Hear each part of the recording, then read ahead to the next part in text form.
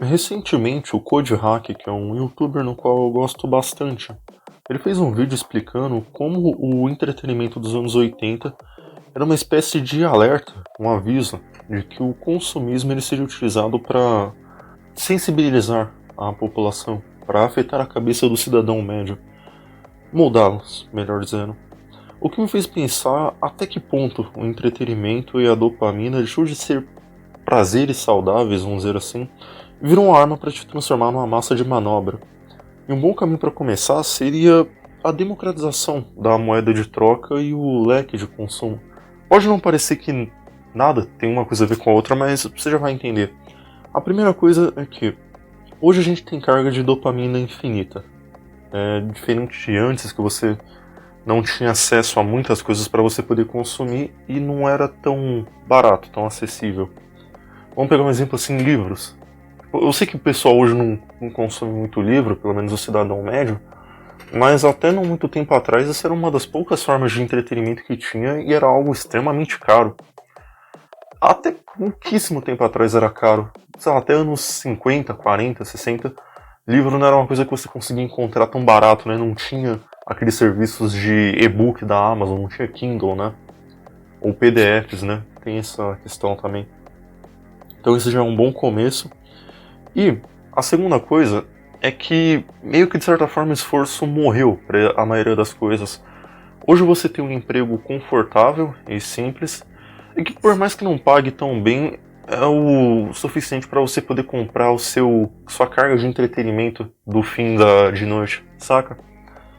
Isso quando você não tem muito conteúdo gratuito na internet, desde os mais variados tipos. Mas aí que tá. Anteriormente, a pessoa tinha que demandar um esforço para conseguir esse resultado, né? Conseguir satisfazer.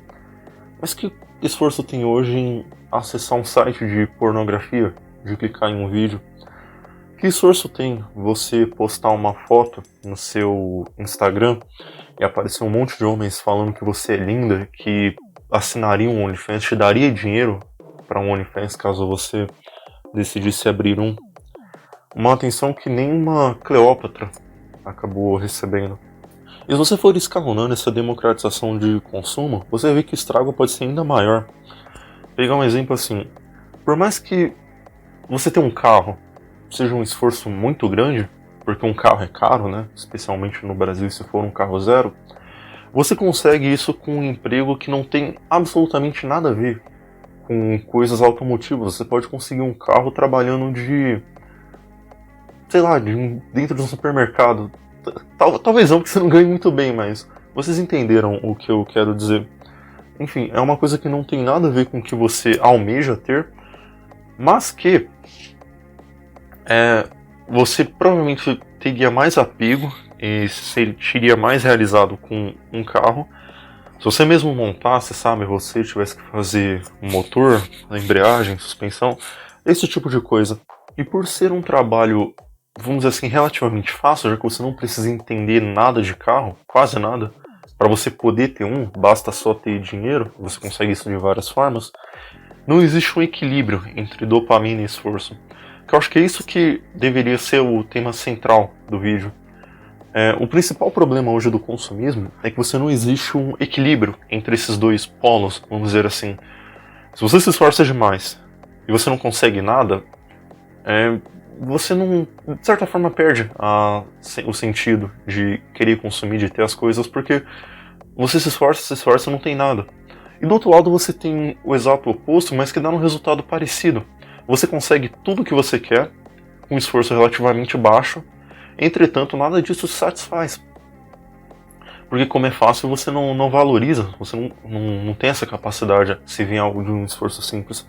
Então por mais que não pareça, por mais que sejam dois resultados opostos, levam num caminho parecido, que é você perder a graça nesse tipo de consumo, né? Falando nesse sentido. E um agravante que a gente tem no dia de hoje é que não existe limite para o consumo. Dá pra dizer até que ao contrário, existe um incentivo a você nunca parar. Você vai mais e mais. É uma certa forma de propaganda. Por exemplo, você vê Netflix. Talvez você não, mas todo mundo ao seu redor vê, sua mãe, seu pai, seus amigos, sua mulher. O que acontece? Você abre o seu Facebook e tá todo mundo falando daquela série ou daquele filme novo. Isso, de certa forma, é uma certa pressão que as pessoas não veem, uma pressão oculta, para você consumir aquilo ali. E você sempre vai ficar nesse looping, porque a Netflix ela sempre vai lançar um filme novo, uma série nova, alguma coisa recente. E você vai se sentir excluído se você não assistir. Porque toda a rolagem do seu feed, do seu Facebook, vai ser falando daquele assunto. Seria uma espécie de... como se você fosse um alienado por não estar consumindo isso. E como dito anteriormente, não existe um freio. E isso faz com que você troque qualidade por quantidade. E quanto mais você consome algo, menos você começa a prestar atenção, menos você valoriza a experiência. E por que isso é um problema? Você não presta atenção, falando assim de filmes. Você nunca vai conseguir prestar atenção genuinamente em todos os detalhes de um filme, porque toda hora você vai ver um. Então é melhor se preocupar com o de amanhã, né? Já que vai ser o que as pessoas vão estar falando. Você só se preocupa com aspectos principais. Há gente, por exemplo, que assiste um filme só que mal e mal depois de 2 dias consegue lembrar o nome do protagonista do filme que ele acabou assistindo. E por que isso é uma coisa ruim? Internamente você não percebe, mas você está perdendo seu senso de atenção.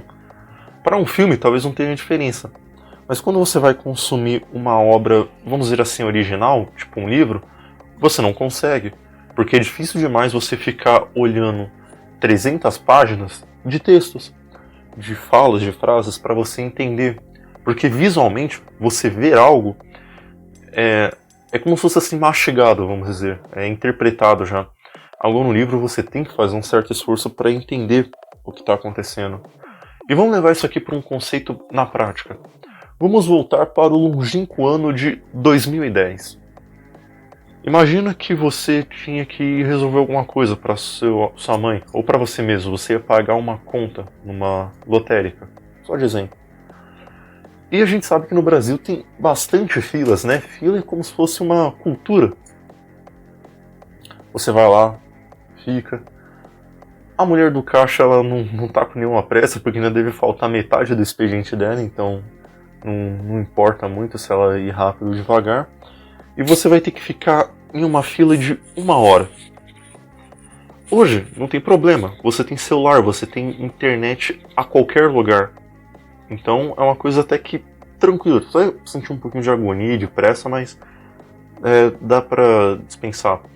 Agora pensa aqui que você já passou boa parte da sua vida sem nada, porque em 2010 não tinha internet, pelo menos não da maneira que a gente tem em público. Não tinha tanto celular para você acessar as coisas. Então, era muito mais difícil. Só que você conseguia ficar esperando lá 1 hora parado, até que sem muito problema. Você ia reclamar, ia sentir, mas era algo que para você de hoje é impensável. Você não consegue imaginar ficar tanto tempo assim sem ter um conteúdo para te distrair. Vamos levar para um exemplo prático agora, que seria o podcast. O podcast é aquele arquivo de áudio grande, dá para dizer que talvez isso aqui seja um, mas que as pessoas usam como um subentretenimento. Eu digo sub porque é uma tarefa secundária, não é bem tarefa, mas você entendeu, na qual você fica escutando enquanto você está fazendo outra coisa da sua vida. Sei lá, você está limpando a casa, fazendo trabalho. Mas aí que tá, se não fosse isso, você conseguiria focar em ficar vendo aquele áudio extenso de 1 hora, de 2 pessoas conversando, olhando para uma imagem estática, por exemplo, só prestando atenção nisso, sem fazer mais nada? Eu acho que seria difícil. Esse é um bom exemplo do que acontece quando você troca qualidade por quantidade. Aí que tá, aí chega numa última parte, que seria bom explicar, que isso te priva de conteúdo realmente bom. Você não consegue ler um livro porque você não consegue se concentrar. Foi anos exposto a um certo tipo de padrão de consumo que a engenharia reversa é possível, mas ia demandar tempo.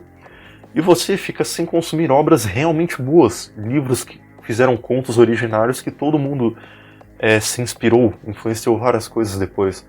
Você deixa de ver isso para as empresas poderem lançar qualquer tipo de conteúdo barato. Eu falo barato no sentido de não tem nenhuma qualidade mesmo, é só uma propaganda escondida, né? Ou algo que a gente já viu na cultura há literalmente séculos atrás, em algum livro, que você não vai ver num livro, porque você não consegue ler. Mas aí, como é a primeira vez que você está vendo, você vai ficar chocado, achando que aquele conteúdo é realmente bom, quando na verdade as coisas não são bem assim, não é algo inovador.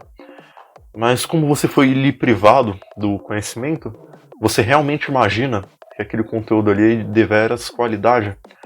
E isso é uma forma que as empresas usam para manipular você, para te usar como massa de manobra. Porque talvez se você tivesse aberto um livro, visto alguma história realmente boa, você não compraria aquela ideia genérica e cheia de propaganda escondida por trás para moldar a sua cabeça. É só você fazer um apanhado geral do conteúdo que você consome. Tenta ver uma análise de alguém que é de fora. Por exemplo, assim, alguém que não consome anime, por exemplo, ou que consome mais um entretenimento minoritário, vê o que o cara tá dizendo. Se você tentar analisar com calma, ver algum conto original, vamos dizer assim, você não vai... talvez você não chegue a gostar tanto do seu anime, mas você perceba que de fato ele tem algumas falhas e que você não percebeu antes porque era lhe privado da verdade. Isso escalona também para pessoas que defendem produtos de entretenimento falando que são as mil maravilhas, porque é a única coisa que o cara conhece, é o único produto que ele tem para consumir naquele domingo à noite que não tem nada para fazer. Mas é só isso. Meu nome é Hitomi e eu espero que vocês tenham gostado desse vídeo.